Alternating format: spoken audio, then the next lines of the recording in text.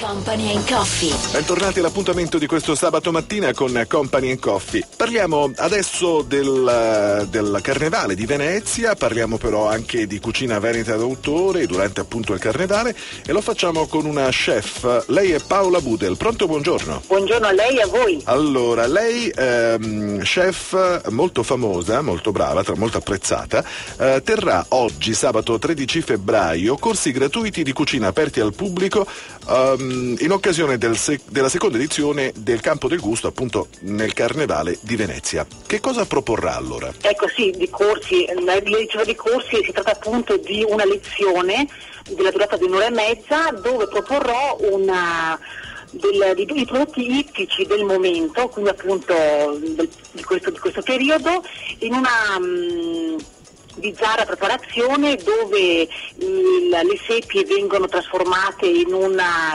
sfoglia, tipo appunto una sottiletta, dove il pesce tipo le schie, moeche così verranno disidratate, per cui rese molto croccanti, una zuppetta calda appunto con una rana pescatrice, le piccole soglie, le gallinelle, tutto comunque rigorosamente di laguna o del mare limitrofo.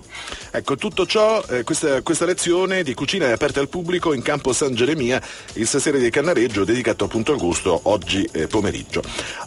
Senta, ma le faccio una domanda, insomma, lei è una chef famosa e così via, c'è molta attenzione in questi ultimi anni, soprattutto in televisione, sulla stampa, insomma, sembra che la cucina, il gusto sia diventata una cosa fondamentale rispetto a qualche anno fa, o no? Sì, devo dire ahimè fin troppo, perché certamente fa bene fin dove c'è una ricerca e la valorizzazione dei prodotti. E allora davvero ben venga appunto lo chef che interpreta la cucina regionale fatta bene e appunto che valorizza appunto il prodotto, però ecco non deve poi diventare ridicolo, quindi veramente bisogna avere grandissimo rispetto per quello che è questo lavoro e la professione e appunto il trattamento delle materie prime.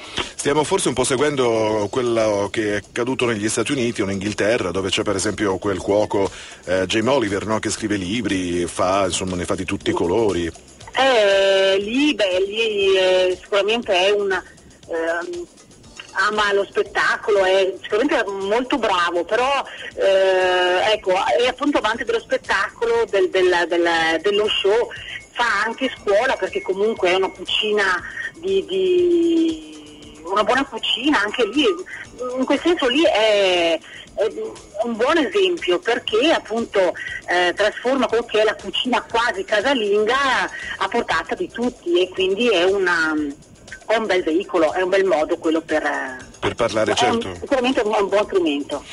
Ecco, allora Paola Budel, allora ricordiamo oggi pomeriggio a Venezia con questa lezione sulla rivalutazione del pesce di laguna. Grazie Paola Budel, appuntamento allora oggi pomeriggio a Venezia.